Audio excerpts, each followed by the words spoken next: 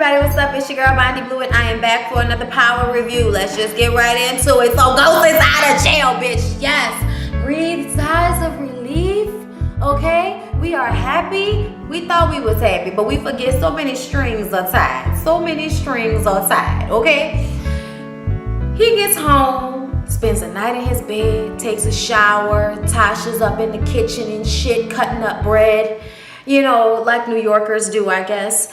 And he's trying to have this conversation with her that she's trying to run and clean from, in which he tells her that, you know, what happened with Angela was a total mistake and he wishes that she never came into truth and he wants to try with her again. And it's like, nigga, what? Nigga, who? Who? Me? Oh, really? Really? She's like, we can talk about this later, okay? We don't need to talk about this now. She doesn't seem that receptive. She doesn't seem like that's what she wants. Ghost goes back to truth.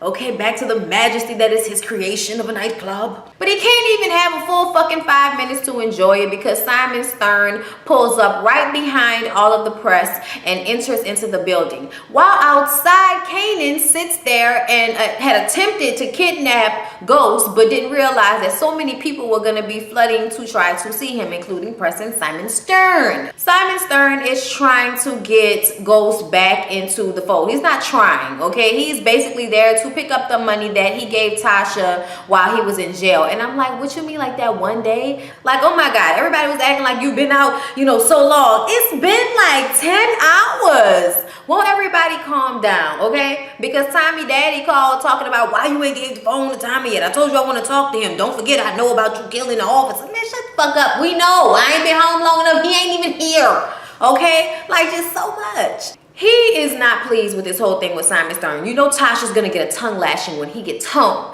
okay? But for right now, the deal is he wants to get a tax cut by having a minority owner as the face of the business, okay? And then they'll do clubs here and there, whatever, I guess. But he gets a big tax break. So that's why Simon is in for, you know, letting the money that he loaned them go, okay? I'll let that go. I'll erase all your debt, okay? Just come work for me again like a slave. White master man, see me? Okay? It's very aggravating, okay? It's very aggravating. Can we get some new villains? Like, Jesus Christ.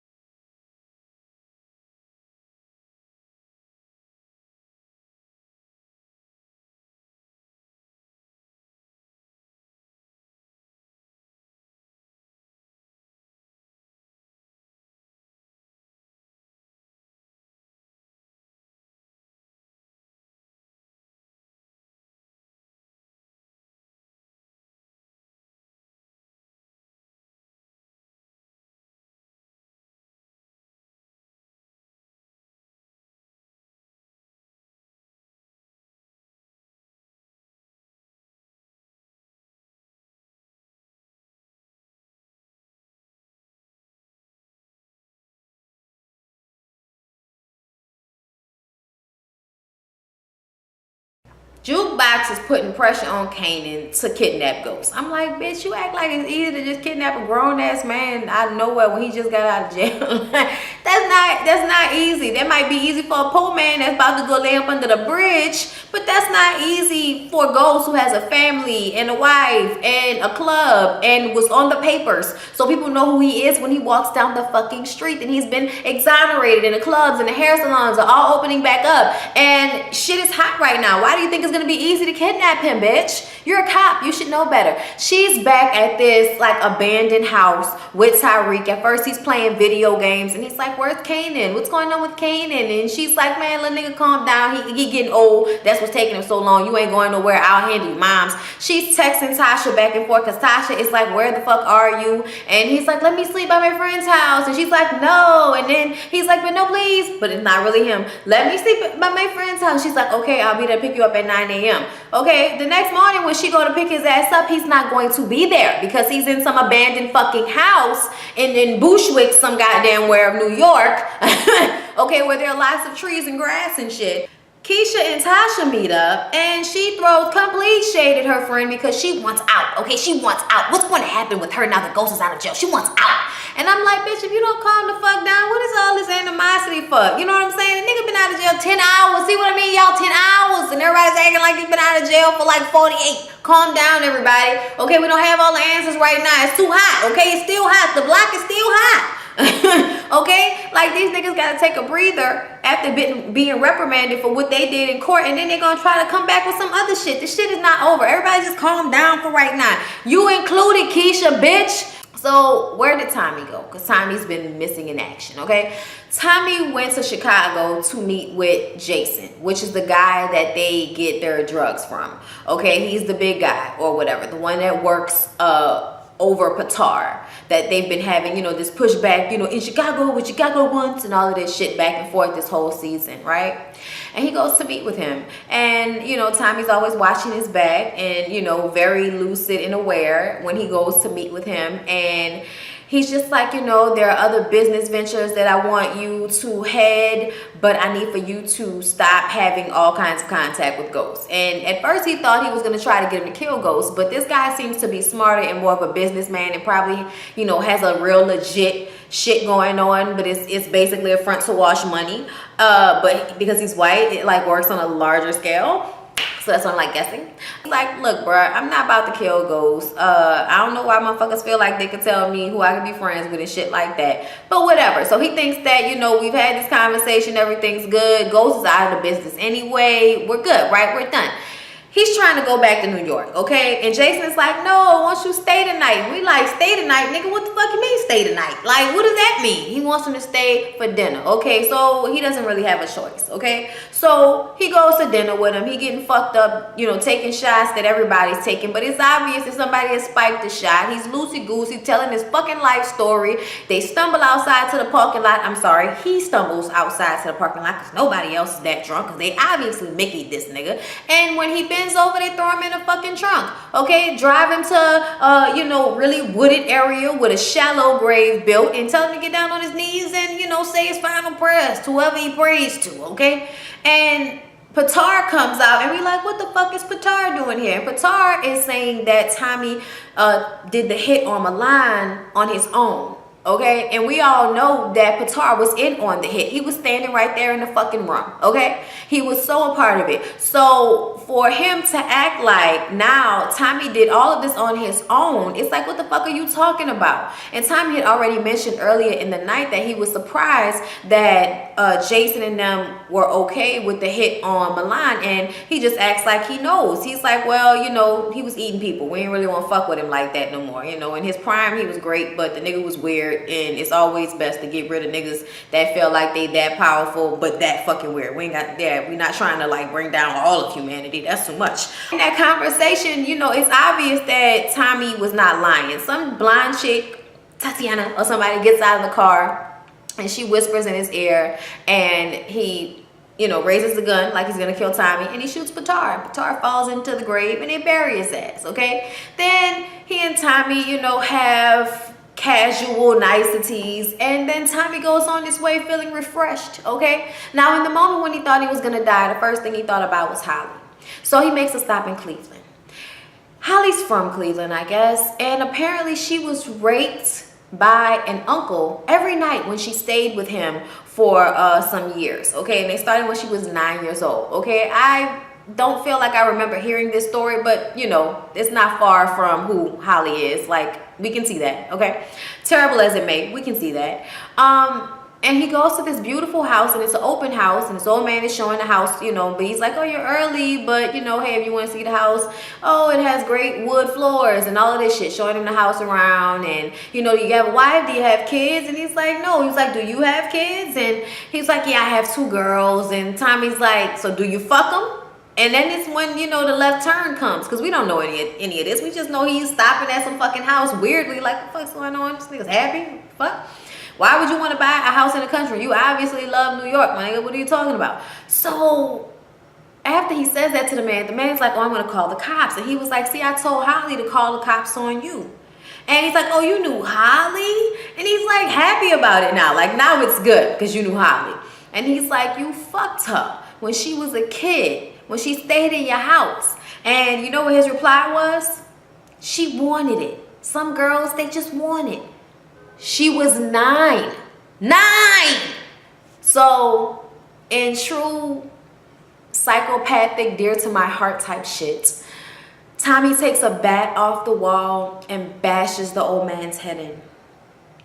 And I just feel better about life after that. That's just how I felt. Now, Dre and Julio meet up under the bridge because Julio wants to know why the fuck Dre was meeting with Kanan, right? What the fuck happened there?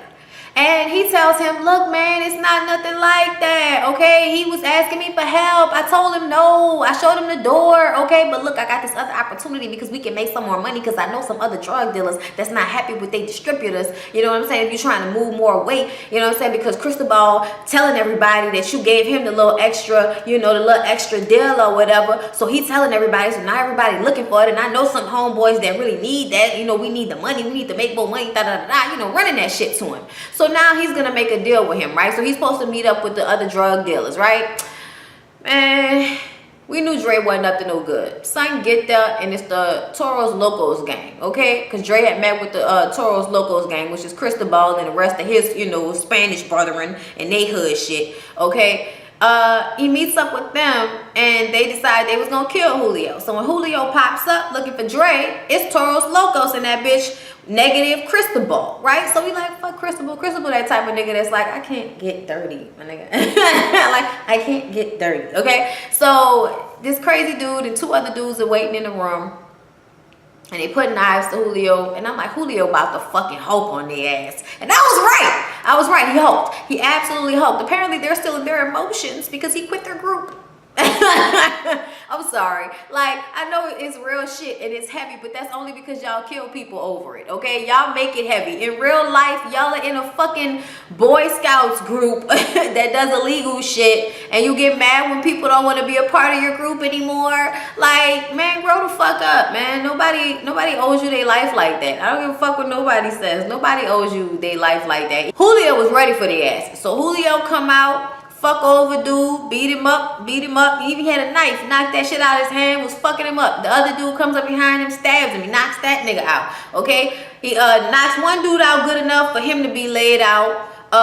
Then he runs one dude's head against a post and it goes into the back of his head and now he's dead. And then the other one, he was beating the fuck out of him and he was walking, talking too much shit. And I'm like, why are you talking all this shit? Fuck the other nigga up and get the fuck out of there. What is you doing? Kill these niggas and go. Instead, this nigga want to be all big and macho and shit, holding the fuck, you know what I'm saying? I think he had like a pipe in his hand or some shit. But the nigga on the ground was halfway conscious and had a knife, so he sliced that nigga Achilles' heel. He fell on the ground. He couldn't fight no more. Even though he had subdued one dude, killed another dude, the other dude that was still there, the main dude, yeah, stabbed him up, cut the tattoo off his neck, then stabbed him some more in the chest and he was dead. I was like, it's so hard to say goodbye to what we had. The good times that made us laugh and made us brave. Kanan finally pulls up on Ghost. Pulls up on, okay? Gets him, shit, you know what I'm saying? Nah, he ain't stabbed him. But he had, you know, he had the piece on him, had a gun on him. And he was like, little nigga, I got your son. Get in the car, nigga. So they driving. And he like, man, what you want, man? What you doing, man? Like, why this can't be handled between me and you? Why you trying to fuck over my son, man? That's my kid, man. Why my kid gotta be in it? Okay, Ghost is feeling it right now. All right, real pressure. You see the cop, he even felt, he might have called the cops on this nigga. And then you know he don't want to do that, but he might have just called the cops on this nigga just to get his son. I don't give a fuck. I'll go back to jail. Please, can I get my son? Okay? Like, that's the standpoint that he's at right now, which just shows how multi-dimensional niggas be. Because they be out here shiving and stabbing and fucking over people left and right, but kidnap their son and they out this motherfucker crying like a female, okay? Like, it's just, I'm just saying, like, I'm not saying it's a bad thing, but I'm just letting y'all know observations. Okay, so they decide they need the money. Ghost ain't got no money, okay? He just now getting his assets unfroze. He don't have no money to be giving Kanan like that. So they decide they're going to rob Tommy's stash house. They go to the stash house. Nobody was supposed to get hurt. He was supposed to go in the front. Kanan was supposed to go in through the side door. Surprise nigga, okay? The first dude, he knocked out. The second dude, he knocked out. The third dude that's counting the money that has seen Kanan's face, he kills him. kills him, like dead, shoots him. It's like, oh fuck. Okay, Ghost was even like, oh man, like he ain't never seen nobody get killed before, but I guess he had like, you know, a little soft spot for the young nigga. He didn't want to see him dead like that. You know, he didn't want no problems. He was just counting the money. Like, fuck man. So they get to the house and they sit in the car. And, you know, he like, bruh, you got your money. Can you please just let my son go? One last attempt to try to get him to not do this like this, right? And he decides to give him a gun. He gave him a gun. Now, he gave him a gun when they went in there to rob people, but he had no clip in it. When they got outside the car, he gave him the gun with the clip in it. He said, why you doing this, man? Why you gonna give me the gun? He said, because I don't know what this bitch gonna do when I go in there. She money hungry and she gonna kill Tariq as soon as she get that money, okay? And I don't know what she gonna do with me. I don't know who she got in there with her, nothing. So take the gun and let's do this shit together. Because Ghost was gonna shoot him. But he was like, come on, man. Like, you can kill me or we can go in there and handle this together because we don't know how many people in there. And it was really only Jukebox and Tariq. And she had him sitting in a chair all taped up and shit. Him and Ghost walked through the door and Ghost got his wrist tied up and shit like that. But then all of a sudden he pop out with the gun. And this is when the bullshit starts, okay? Because Jukebox wants people to be honest. I'm like, in true bitch fashion, okay? We got a little backstory on Jukebox this episode. Apparently, they call her Jukebox because she could sing her ass off, okay? And she could basically imitate anybody on the radio, all right? So she could sing better than Tasha on her best day. And I'm like, is that 3LW shade, bitch?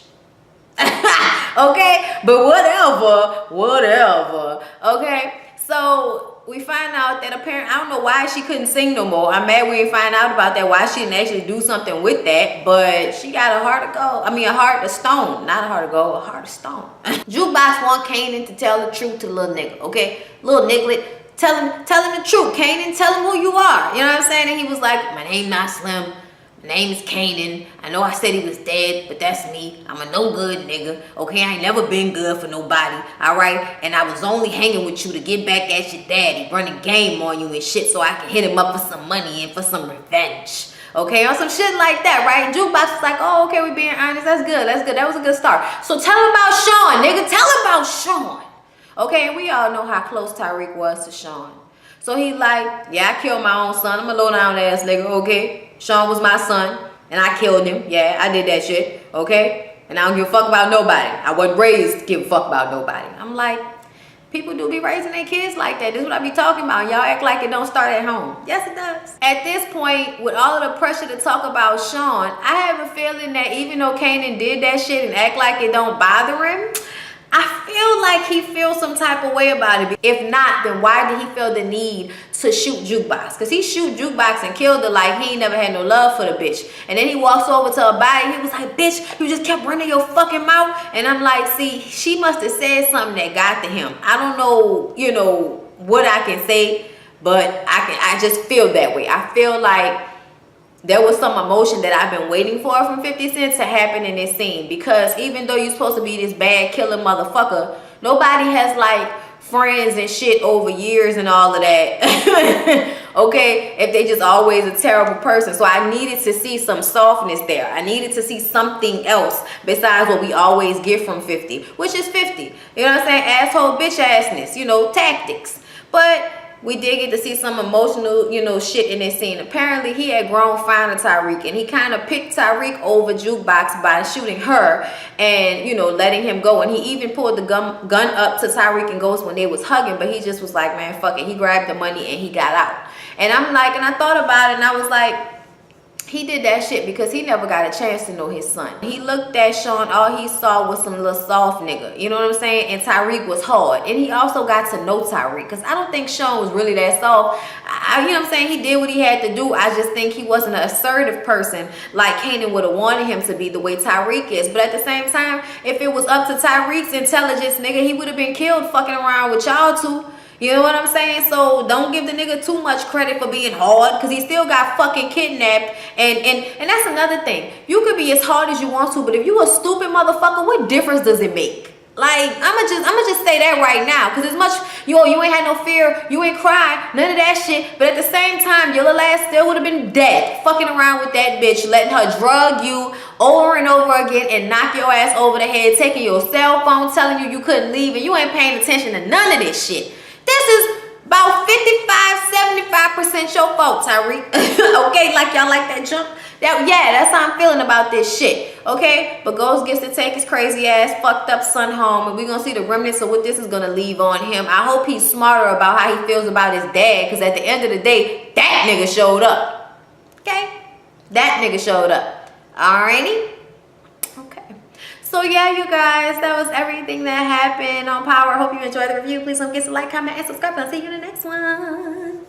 On my mama, on my hood, I look fly, I look good, touch my swag.